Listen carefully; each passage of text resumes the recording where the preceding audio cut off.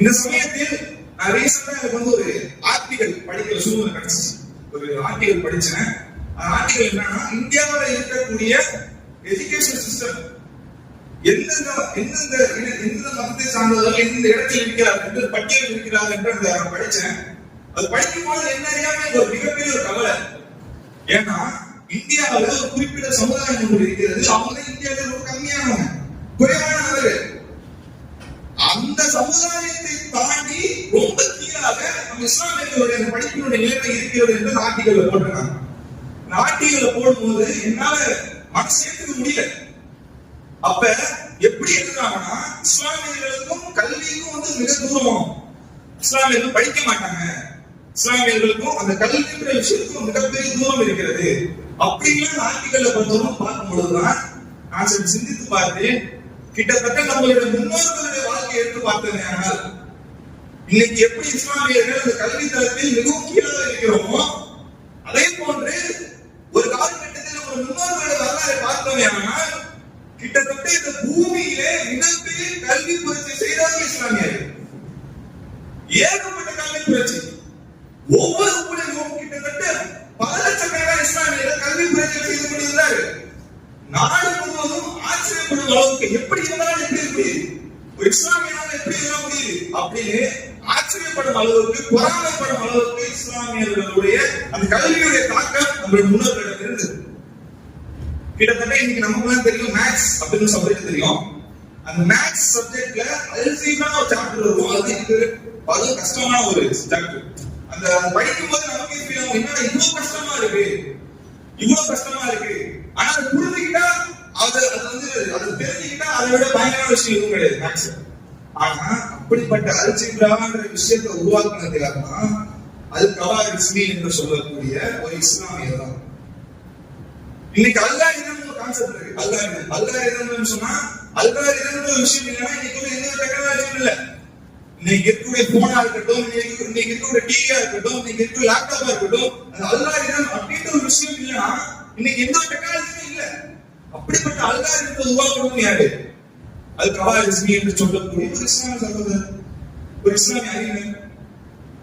சரி, இப்படி ஆட்கள் தான் இஸ்லாத்திலே பல புரட்சிகள் செஞ்சிருக்காங்க. கல்வி புரட்சி என்று பார்த்தோமே. ஆனால் வரலாற்று இன்னும் கொஞ்சம் தூரம் போனா இன்றைக்கு நமக்கெல்லாம் தெரியும், யூனிவர்சிட்டின்னு ஒரு கான்செப்ட் இருக்கு.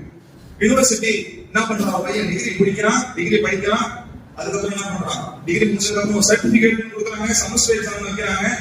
இந்த சிஸ்டம் இருக்குதா, இந்த சிஸ்டம், இந்த யூனிவர்சிட்டி என்ற ஒரு விஷயத்தை உருவாக்கியது யார் என்று சொன்னால் ஃபாத்திமா அல்-ஃபஹ்ரி என்று சொல்லக்கூடிய ஒரு இஸ்லாமிய பெண்மணி. ஒரு இஸ்லாமிய பெண்மணி அந்த காலகட்டத்தில் முதலாக ஒரு யூனிவர்சிட்டி ஒரு கான்செப்ட் உருவாக்கினாங்க. ஒரு பல்கலைக்கழகம் இப்படிதான் இருக்கணும், இவங்க இந்த விஷயத்தை படிக்கணும், இந்த விஷயத்தை படித்தது மட்டும் இல்லாம அங்க அப்படியே மார்க்கங்களையும் கொடுத்தாங்க. ஒரு யூனிவர்சிட்டியில எல்லா விஷயமும் கத்துக்கலாம். ஒரு யூனிவர்சிட்டியில அந்த அவங்களோட யூனிவர்சிட்டி துனிசியாவில் இருக்கு, கைரவான்ல வந்து இன்னும் யூனிவர்சிட்டி இருக்கு. உலகத்திலேயே பல்வேறு யூனிவர்சிட்டி பட்டம் வாங்கினா அந்த யூனிவர்சிட்டி தான். இந்த கின்னஸ் ரெக்கார்ட் யாரும் வெயிட் பண்ண முடியல. அப்படி ஒரு பெண்மணி அந்த யூனிவர்சிட்டியை ஸ்டார்ட் பண்ணது மட்டும் இல்லாம அந்த யூனிவர்சிட்டியில கல்வி கற்று அங்க இருக்கக்கூடிய மாணவர்களுக்கு மாணவர்களுடைய விஷயம் சொல்லிக் கொடுத்து கிட்டத்தட்ட அங்க இருந்து பல மாணவர்கள் இஸ்லாமிய சகோதரர்கள் பல புரட்சிகள் செய்தாங்க. இப்படி இஸ்லாமிய ஸ்காலர்ஸ் அப்படி சொல்லிக்கிட்டே போனாங்க. அந்த அளவுக்கு பல கல்வி புரட்சிகள். இப்னு தைமியாவாக இருக்கட்டும், கஸாலி இமாமாக இருக்கட்டும், இமாம் ஷாஃபி ரஹ்மத்துல்லாஹி இருக்கட்டும், ஷாஃபி ரஹ்மத்துல்லாஹி பார்த்தீங்கன்னா மருத்துவ திறன் அவர்களை போன்று யாருமே கிடையாது. அந்த அளவுக்கு அவங்களுடைய மருத்துவ திறன் என்பது இருந்தது. இமாம் ஹனஃபி ரஹ்மத்துல்லாஹி அவங்களுடைய வாழ்க்கையை பார்த்தோமே. ஆனால் வியாபார யுக்தியில் அவங்களை யாருமே கிடையாது. வியாபாரத்தில் கை தேர்ந்தவர்கள். அன்பான அல்லாஹ்வின் நல்லடியார்கள், இப்படி நம்மளுடைய முன்னோர்கள் ஒரு காலகட்டத்தில் கல்வியை மிகப்பெரிய புரட்சிகள் செய்தார்கள். ஆணாக இருக்கட்டும், பெண்ணாக இருக்கட்டும், எல்லா விஷயத்தையும் அந்த அல்லாஹ்வுடைய அந்த விஷயத்தை ஒப்பிட்டார்கள். ஒரு விஷயத்தை படிக்கிறாங்களா, இந்த விஷயம் குரான்ல எப்படி சொல்லப்படுது? ஒரு விஷயம் படிக்கிறாங்களா, இந்த விஷயம் நாயகம் ஸல்லல்லாஹு அலைஹி வஸல்லம் என்ன சொல்லியிருக்காங்க அப்படின்னு எல்லா விஷயத்தையும் ரிசர்ச் பண்ணி கிட்டத்தட்ட எல்லா விஷயத்தையும் அவர்கள் அவங்களோட கல்வியில ஒப்பிக்கிட்டாங்க. ஒப்பிட்டு பார்த்தாரு, கலந்துக்கிட்டாங்க. ஆனால் இதுல என்ன விஷயம் சொன்னால், இவர்கள் யாரும் இந்த விஷயத்தை கண்டுபிடிக்காமல், ஒருவேளை இவர்கள் யாரும் இந்த விஷயத்தை கண்டுபிடிக்காமல், இந்த விஷயத்தை பற்றி பேசாமல், யூனிவர்சிட்டின்ற ஒரு விஷயத்தை உருவாக்காமல், அல்சைமர் ஒரு கான்செப்ட் உருவாக்காம, ஆப்டிகல்ஸ் அப்படின்ற ஒரு கான்செப்ட் உருவாக்காம போனா இன்றைக்கு இருக்கிற இந்த பூமி என்பது பாதி அழிந்து வருது. இன்றைக்கு இருக்கிற இந்த பூமின்றது பாதி விஷயங்கள் டெவலப்மெண்ட் ஆகாம இருந்திருக்கும். அப்படி அந்த காலகட்டத்தில் நம்மளுடைய இஸ்லாமிக் ஸ்காலர்ஸ் அவங்கதான் எல்லா விதமான புரட்சிகளையும் செய்யறாங்க. சரி, அல்லாஹ் சுப்ஹானஹு வ தஆலா கல்வியை பற்றி என்ன சொல்றான்?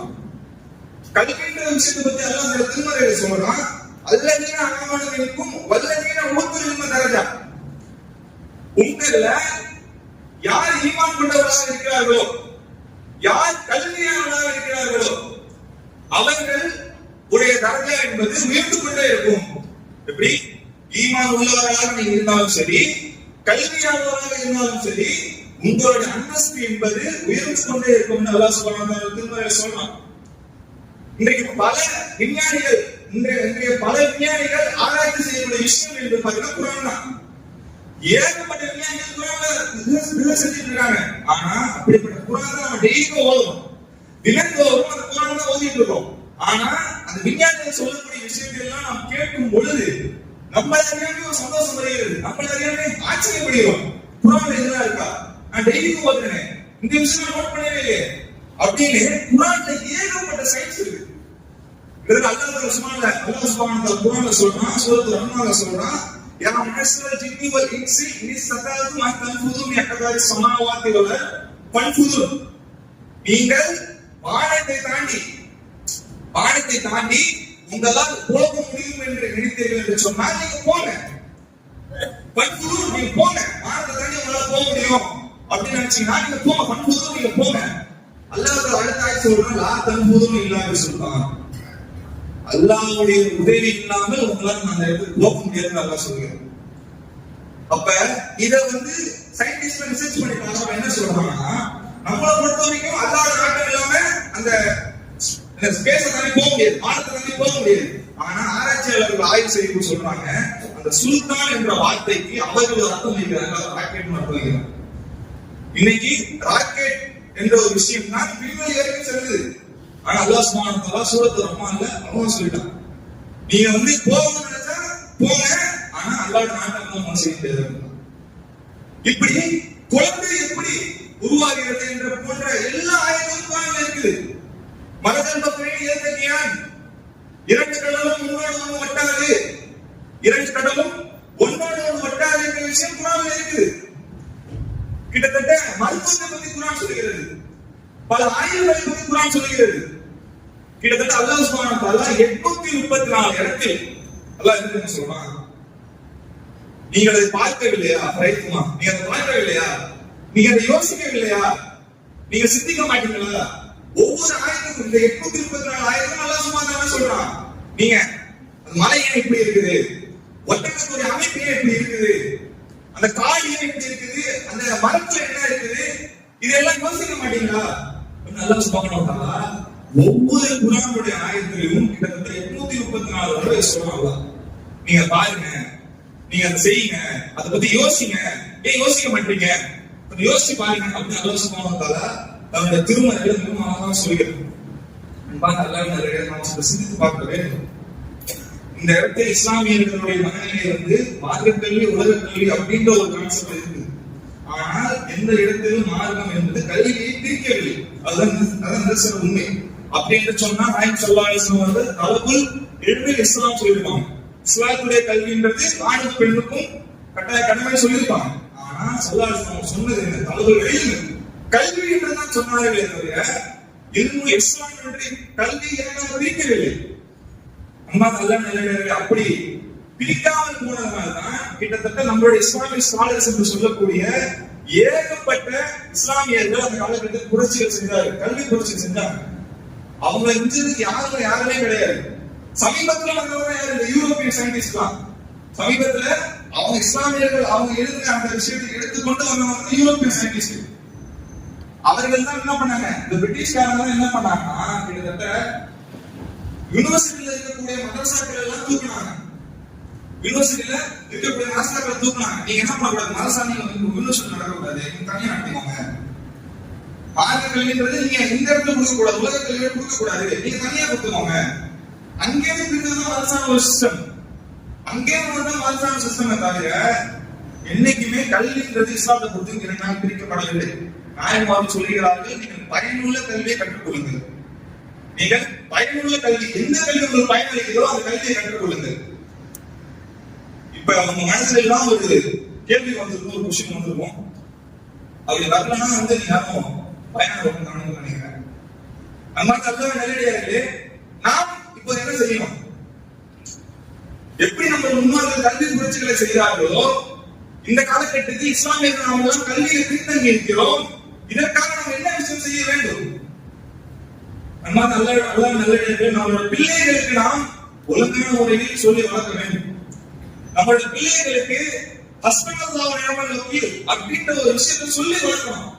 இன்னைக்கு நிறைய பேர் பயப்படுறது என்னன்னா, இல்லைங்க என் பிள்ளை தனியா ஒரு பயமா இருக்கு, என் பிள்ளை படிக்க பயமா இருக்கு, கெட்டு போயிடும் பயமா இருக்கு, என் பிள்ளை கெட்டு போயிடும் பயமா இருக்கு அப்படின்னு சொல்லிட்டு அந்த பயத்துல என்ன பண்றாங்க? மார்க்க கல்விக்கு வாங்கிடுறாங்க. மாசா போ, சேட்டை பண்ற பையனா இருக்கான், மாசா போ, எதுவும் சொல்லி பேச்சே கேட்க மாட்டாங்க, மதரசாக்கு போனு.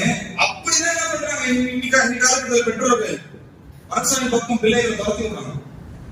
ஆனா நம்ம நல்ல சிந்தித்து பார்க்க வேண்டும்.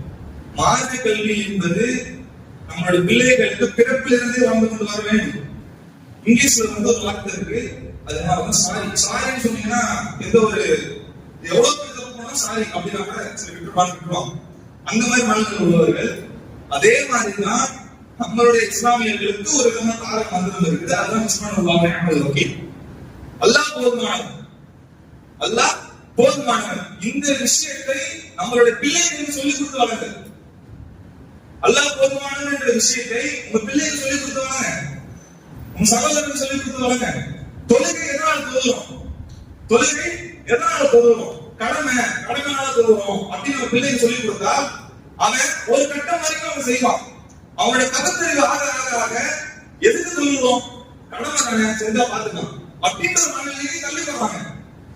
ஆனால் தொழுகை எதற்காக தொழுக வேண்டும் என்று சரியான காரணம் சொல்லிக் கொடுங்க. தொழுகை என்பது அல்லாஹ் சுப்ஹானஹு வ தஆலா திருமறையில் கூறுகிறான், நீங்கள் எனக்கு அதிகமாக நன்றி செலுத்துங்கள், நீங்கள் எனக்கு அதிகமாக நன்றிகளை செலுத்தினால் நான் உங்களுக்கு அதிகப்படுத்தி தருகிறேன், என்னோட வரக்கத்தை ரஹ்மத்தை அதிகப்படுத்தி தருகிறேன். அல்லாஹ் சுப்ஹானஹு வ தஆலா திருமறையில் சொல்றான். நாம் கவனிக்கக்கூடிய விஷயம் என்று சொன்னாங்க நல்லடியார்களே, நம்மளுடைய பிள்ளைகளுக்கு நாம் தொழுகக்கூடிய விஷயம் அல்லாஹ்வுக்கு நன்றி செலுத்துவதற்காக மட்டும்தான் சொல்லிக் கொடுங்க. நீங்க தொழுனா பாவம், தொழுனா இது தப்பான வழியில போயிடுவ அப்படின்னு சொல்றதுக்கு கிட்டத்தட்ட அல்லாஹ் சுப்ஹானஹு வ தஆலா உனக்கு ஏகப்பட்ட ஞானத்தை கொடுத்திருக்கிறான்.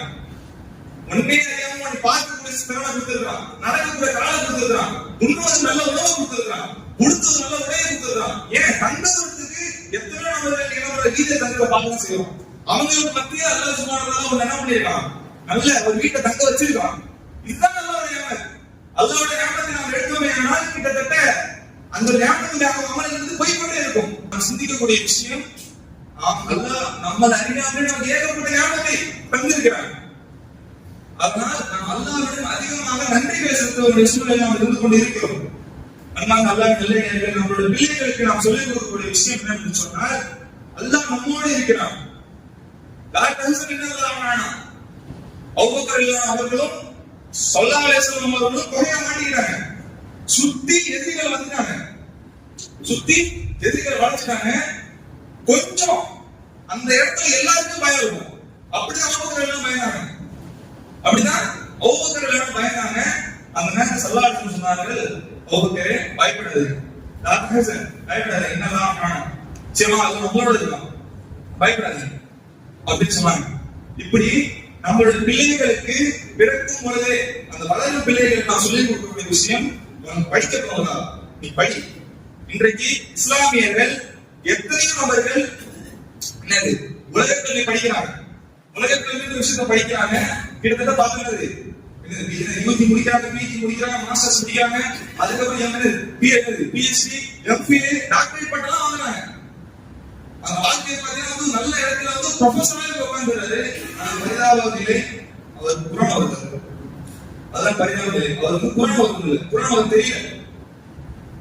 அதே ஒரு நபர் மார்க்க கல்வி படிக்கிறார், மார்க்கத்தை பத்தி அனைத்து விஷயத்தையும் அறிந்திருக்கிறார். ஆனால் அவர்களால் பேங்க்ல கூட ஒரு சலான் கூட பில் பண்ண முடியலன்னு சொல்ற அளவுக்கு இன்னைக்கு 2 நிலைமைகள் இருக்கிறது.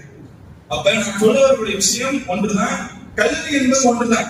அது மார்க்க கல்வி என்று பிரிக்கக்கூடாது, உலக கல்வி என்று பிரிக்கக்கூடாது. கல்வி என்பது ஒரு கல்விதான். அண்ணா நல்லா நல்லடியார்களே, அந்த ஒரு கல்வியை நோக்கி அவருடைய பயணத்தை தொடர வேண்டும். இந்த நாளை இஸ்லாமியர்கள் ஒவ்வொருவரும் லாயர்களாக ஆக வேண்டும். நாளை இஸ்லாமியர்கள் ஒவ்வொரு போலீஸ் அதிகாரிகளாக ஆக வேண்டும். நாளை இஸ்லாமியர்கள் ஒவ்வொரு அரசு துறையில போய் உட்காரணும். நாளை இஸ்லாமியர்கள் பல புரட்சிகள், பல கல்வி புரட்சிகள் செய்ய வேண்டும் என்று சொன்னால் நம்ம முன்னோர்கள் அப்படி செஞ்சிருக்காங்க. முன்னோர்கள் சகாபாக்களாக இருக்கட்டும், அதுக்கு இமாம் பெருமக்களாக இருக்கட்டும், இன்றைக்கு சகாபாக்கள் சுவேடமாக இருந்திருக்காங்க என்று சொன்னார். இன்னைக்கு சகாபாக்கள் வருங்கால சந்ததிகள், வருங்கால உண்மத்தை பார்த்து சகாபாக்கள் கவனிக்காமல் இருந்தான்னு சொன்னால் கிட்டத்தட்ட ஏகப்பட்ட விஷயங்கள் நீங்க வந்திருக்காது. ரொம்ப நல்ல நல்லவர்களே, எதை கேட்டோமோ எதை சொன்னோமோ அதன்படி அமல் செய்ய தோல்விக்கே வகையான